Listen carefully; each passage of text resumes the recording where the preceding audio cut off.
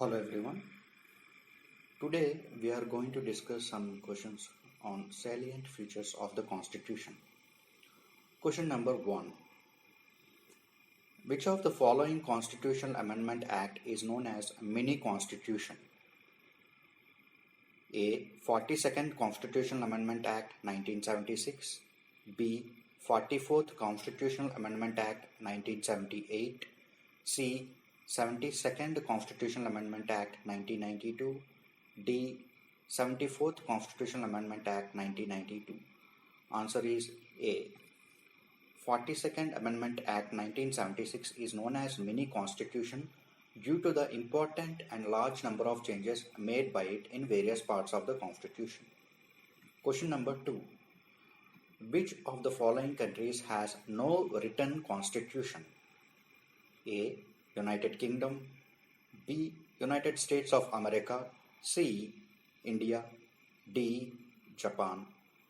Answer is A. United Kingdom. An unwritten constitution is a type of constitution where the fundamental rules often take the form of customs, usage, precedent, and a variety of statutes and legal instruments. An understanding of the Constitution is obtained through reading commentary by the judiciary, government committees, or legal experts. It meant that there is no single legal document called Constitution. Question number 4. The philosophical part of the Constitution is derived from A. American Constitution and Irish Constitution. B. British Constitution. C. Government of India Act 1935. D. None. Answer is A. American Constitution and Irish Constitution. The philosophical part of the Constitution, that is, the fundamental rights and directive principles of state policy, is derived from the American and Irish constitutions respectively. The political part of the Constitution, that is, the principle of cabinet government and the relations between the executive and legislature, is derived from the British Constitution. The structural part of the Constitution is, to a large extent, derived from the Government of India Act 1935. Which of the following statements are true? 1. A rigid constitution is one that requires a special procedure for its amendment. 2. A flexible constitution is one that can be amended in the same manner as the ordinary laws are made. 3. India is a rigid constitution. 4. America is a flexible constitution. Option A, 1 and 2 are true. Option B, 1, 2 and 4 are true. Option C, 1, 2 and 3 are true. Option D, all the above. Answer is A, 1 and 2 are true. India is a blend of rigid and flexible constitutions. Question number 6. Federal features of our constitution are 1. Written constitution. 2. Bicameralism. 3. Independent judiciary. 4. All India services. Option A, 1 and 2 are true. Option B, 1, 2 and 4 are true. Option C, 1, 2 and 3 are true. Option D, all the above. Answer is C, 1, 2 and 3 are true. All India services is a unitary feature. Question number 7. The following information is true about parliamentary form of government adopted by India. Statement 1. It is based on the principle of cooperation and coordination between the legislative and executive organs. Statement 2. It is also known as Westminster model of government. Statement 3. The Indian Parliament is not a sovereign body like the British Parliament. Statement 4. Indian state has a hereditary head. Option A, 1 and 2 are true. Option B, 1, 2 and 4 are true. Option C, 1, 2 and 3 are true. Option D, all the above. Answer is C, 1, 2 and 3 are true. Indian state has an elected head. Republic. Question number 8. Indian Constitution provides for A. Due process of law. B. Procedure established by law. C. Both. D. None. Answer is option B. Procedure established by law.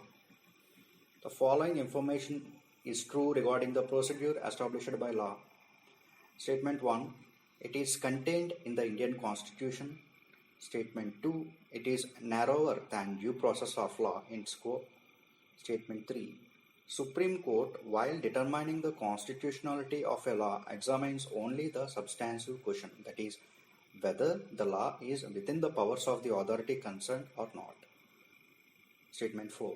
Supreme Court is not expected to go into the question of its reasonableness, suitability, or policy implications. Option A. 1 and 2 are true. Option B. 1, 2 and 4 are true. Option C. 1, 2 and 3 are true. Option D. All the above. Answer is option D. All the above. Question number 10. The following information is true regarding the doctrine of due process of law. Statement 1. It gives wide scope to the Supreme Court to grant protection to the rights of its citizens. Statement 2. It can declare laws that tend to violate these rights void, not only on substantial grounds of being unlawful, but also on procedural grounds of being unreasonable. Statement 3. American Constitution provides for due process of law. Statement 4. The principle of judicial supremacy is associated with American Supreme Court. Option A. 1 and 2 are true. Option B. 1, 2 and 4 are true. Option C. 1, 2 and 3 are true. Option D. All the above. Answer is D. All the above. Question number 11. The Indian Constitution provides for A. Integrated judicial system. B. Independent judicial system. C. Both. D. None. Answer is C. Both. The Indian Constitution provides for integrated judicial system and independent judicial system. Question number 12. Who among the following is the guarantor of fundamental rights of citizens and the guardian of the Constitution? A. President. B. Supreme Court. C. Vice President. D. High Court. Answer is B. Supreme Court. Question number 13. Articles 25 to 28 deal with A. Cultural and educational rights. B. Right to freedom of religion. C. Right to freedom. D. Right to equality. Answer is B. Right to freedom of religion. Question number 14. Which of the following information is true about fundamental rights? Statement 1. They are meant for promoting the idea of political democracy. Statement 2. They operate as limitations on the tyranny of the executive and arbitrary laws of the legislator. Statement 3. They are enforceable by the courts for their violation and the aggrieved person can directly go to the Supreme Court. Statement 4. They are absolute. Option A. 1 and 2 are true. Option B. 1, 2 and 4 are true. Option C. 1, 2 and 3 are true. Option D. All the above. Answer is C. 1, 2 and 3 are true. Fundamental rights are not absolute and subject to reasonable restrictions. They can be curtailed or repealed by the Parliament through a Constitutional Amendment Act. They also can be suspended during the operation of a national emergency except the rights guaranteed by Articles 20 and 21. Question number 15. Which of the following information is true about directive principles of state policy? Statement 1. They are meant for promoting the ideal of political democracy. Statement 2. They seek to establish a welfare state in India. Statement 3. They are enforceable by the courts. Statement 4. They impose a moral obligation on the state authorities for their application. Option A. 1 and 2 are true. Option B. 2 and 4 are true. Option C. 1, 2 and 3 are true. Option D. All the above. Answer is B. 2 and 4 are true. The directive principles are meant for promoting the ideal of social and economic democracy. They seek to establish a welfare state in India. They are not enforceable by the courts for their violation. Question number 16. Which of the following information is true about fundamental duties? Statement 1. Fundamental duties were created along with fundamental rights during the making of the Constitution. Statement 2. They were added during the operation of internal emergency 1975-77 by the 42nd Constitutional Amendment Act 1976. Statement 3. Nehru spoke about the importance of fundamental duties on Independence Day. Statement 4. Part 4A deals with fundamental duties. Option A, 1, 3 and 4 are true. Option B, only 2 is true. Option C, 1 and 3 are true. Option D, 2 and 4 are true. Answer is D, 2 and 4 are true. Question number 17. The Indian concept of secularism provides for. Statement 1. Complete separation of religion from the state. Statement 2. Equal respect to all religions. Statement 3. Reservation of seats in legislature on basis of religion. Statement 4. Freedom of conscience and the right to freely profess, practice and propagate any religion. Option A, 1, 3 and 4 are true. Option B, only 2 is true. Option C, 1 and 3 are true. Option D, 2 and 4 are true. Answer is D, 2 and 4 are true.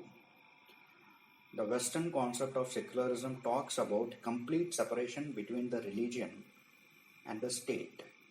This negative concept of secularism is inapplicable in the Indian situation where the society is multi-religious. Hence, the Indian Constitution embodies the positive concept of secularism, that is, giving equal respect to all religions or protecting all religions equally.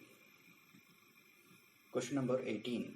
The voting age was reduced to 18 years from 21 years by Option A, 61st Constitutional Amendment Act 1988. Option B, 42nd Constitutional Amendment Act 1976. Option C, 44th Constitutional Amendment Act 1988. Option D, 73rd Constitutional Amendment Act 1992.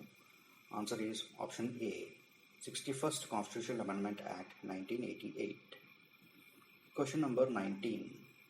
Who among the following acts as the guardian of the public purse? A, Prime Minister. B, President. C, Supreme Court. D, Comptroller and Auditor General of India. Answer is D, Comptroller and Auditor General of India.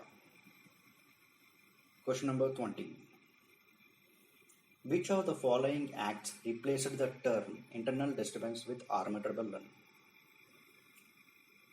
A, 44th Constitutional Amendment Act 1978. B, 42nd Constitutional Amendment Act 1976. C, 73rd Constitutional Amendment Act 1992. D, 61st Constitutional Amendment Act 1988. Answer is A, 44th Constitutional Amendment Act 1978. Question number 21. Which article deals with national emergency on ground of war or external aggression or armed rebellion? A, Article 356. B, Article 365. C, Article 360. D, Article 352. Answer is D, Article 352. Question number 22. The concept of suspension of fundamental rights during emergency was taken from which country? A, Constitution of USA. B, Constitution of Canada. C, Constitution of Germany. D, Constitution of Japan. Answer is C, Constitution of Germany. Thank you for listening. Please like, share and subscribe.